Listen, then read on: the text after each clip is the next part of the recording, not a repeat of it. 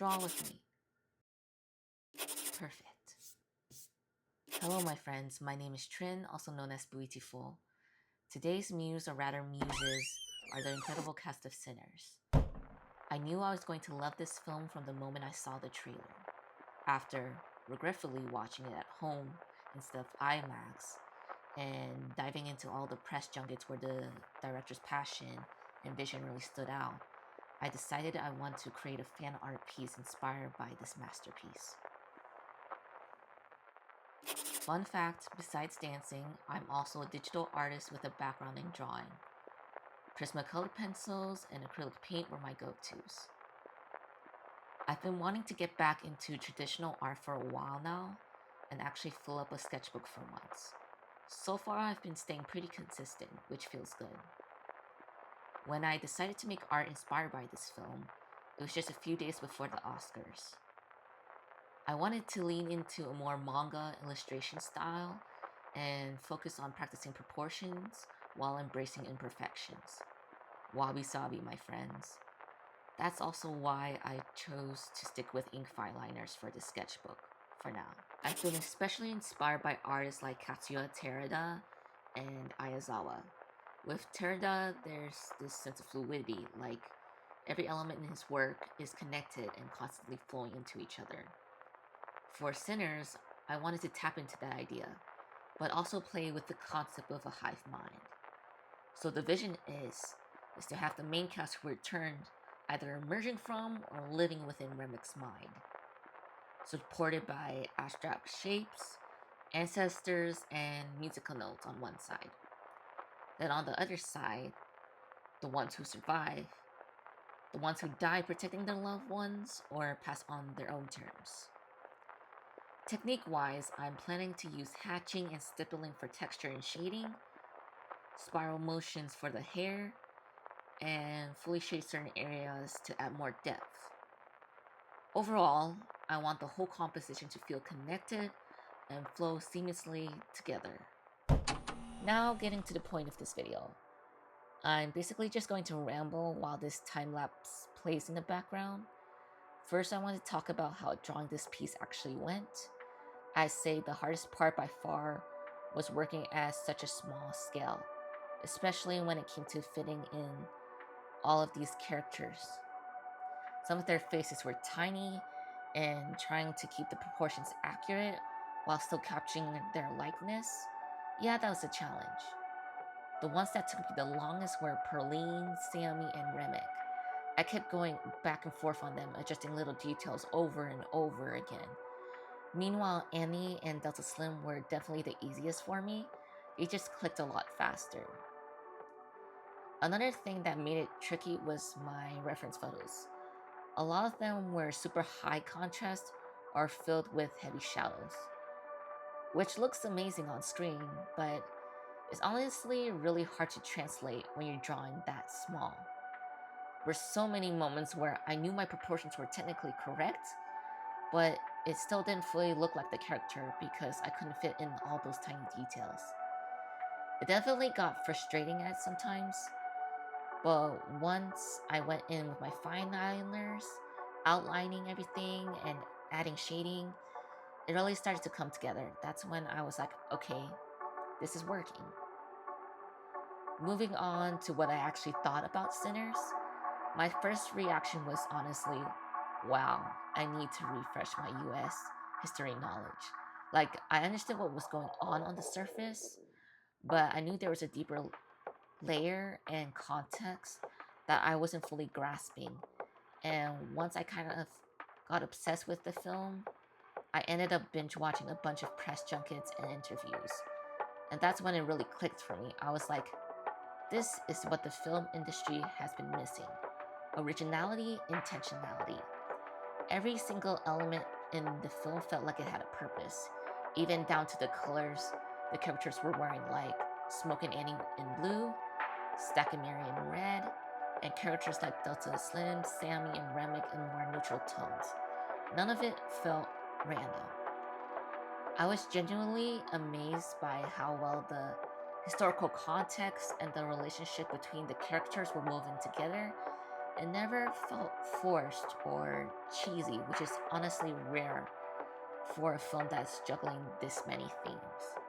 And the cinematography, beautiful.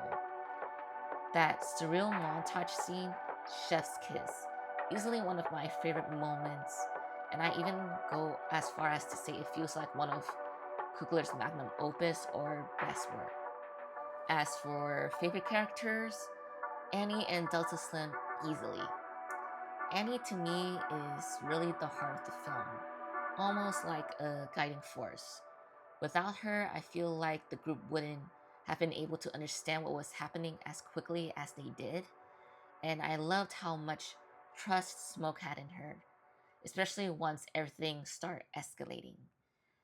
Delta Slim, on the other hand, I just loved for completely different reasons. He brought this sense of humor through his physical comedy that balanced out the heaviness of the story, but at the same time, he had depth.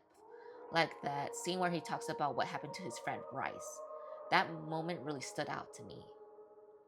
One thing I really appreciated overall is that even though this is a drama horror film, the characters aren't stupid. Like, yes, some of their decisions are questionable, but you can understand where they're coming from. Take Mary, for example. Her choice to go outside and interact with Remick. It's easy to criticize, but at the same time, she was trying to figure out their intentions. And then there's Grace. I've seen a lot of debate about her letting the vampires in, but honestly, I get it. She was trying to protect her family and possibly the entire community. In a life or death situation like that, you don't actually know how you're going to react until you're in it. If I'm being real, I probably wouldn't have let them in, but who knows? And like Coogler mentioned, she's a mother trying to protect her child. That perspective matters. As for Mary, I don't hate her. I understand her motivations, especially her feelings for Stack, but at the same time, she really should not have stepped out of that juke joint. That decision set everything into motion, including Stack being turned. But then again, it makes you wonder, what would have happened if she didn't? And Remick, he's such a good villain. He's not reckless or one-dimensional. He's calculated and he understands what the protagonists are fighting for. And usually the best villains are the ones who can actually relate to the heroes in some way. The fact that Coogler made him Irish and tied that into parallels with Black history and culture, that was such a smart choice. I love that layer of the story. Okay, fun question. Smoke or Stack? And also, Smoke and Annie or Stack and Mary? Honestly, if you could combine Smoke and Stack into one person, that would be the perfect man. What I like about Smoke is that he's protective and dependable. He takes care of the people he loves without needing to broadcast it. Stack, on the other hand, I love his style, his energy, how extroverted he is. He's got that charm, and he's clearly has a business mindset too. But compared to Smoke, he doesn't always think things through. And this is just a random personal note, but I like the idea of being with someone I can have both serious and goofy moments with. And Smoke and Stack kind of sit on opposite ends of that spectrum. Smoke being more serious and Stack being too carefree for me. In terms of relationships, though I definitely prefer Smoke and Annie, it just feels more grounded and realistic, like something that would actually last. Stack and Mary have that intensity and excitement, which is fun, but Smoke and Annie have more depth to me. The relationship I probably understood the most though was Bo and Grace, and I really appreciate the Asian representation in the film. It felt natural, not forced, and it added to the story without overdoing it. Anyways, the Oscars. I was rooting for Sinners all the way, even though I'll admit my opinion isn't fully informed since I didn't watch every nominee. Frankenstein was the only other one I saw. The ceremony itself felt kind of predictable as it went on. I was just really hoping that Ryan or Michael would win something, and they did, so I was happy about that. I will say I was a bit disappointed that Delroy and Woomy didn't win. But when Ryan, Michael, and Autumn won, I literally screamed and shook my bed so hard my parents got concerned. Did I wish Sinners won Best Picture? Of course. But I kind of had a feeling another film was going to take it. One battle at a time, I guess. I'm not going to accuse the Oscars of anything, but I have my thoughts. Anyway, huge congratulations to Coogler and the entire cast. They really created something special. And voila! Here's the finished piece. I did go back and forth on whether I wanted to add color, like maybe coloring the eyes of the characters who returned or already vampires. But in the end, it didn't feel right to me, so I kept it as is. I hope you guys like it and enjoyed watching this video. If you want to see more stuff like this, let me know in the comments below. And feel free to subscribe if you like. I'd love to see you in the next one. Bye!